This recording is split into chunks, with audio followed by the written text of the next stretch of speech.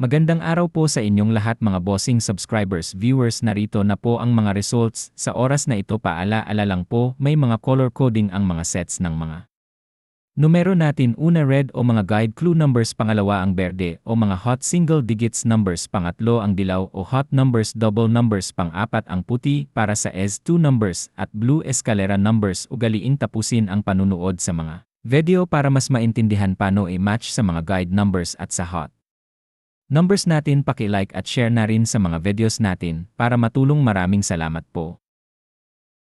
Magandang araw po sa inyong lahat mga bossing subscribers viewers, narito na po ang mga results. Sa oras na ito paala-ala lang po, may mga color coding ang mga sets ng mga numero natin. Una red o mga guide clue numbers, pangalawa ang berde o mga hot single digits numbers, pangatlo ang dilaw o hot numbers double numbers, pang-apat ang puti para sa S2 numbers at blue escalera numbers. Ugaliing tapusin ang panunood sa mga video para mas maintindihan paano i-match sa mga guide numbers at sa hot numbers natin. Paki-like at share na rin sa mga videos natin para matulong. Maraming salamat po.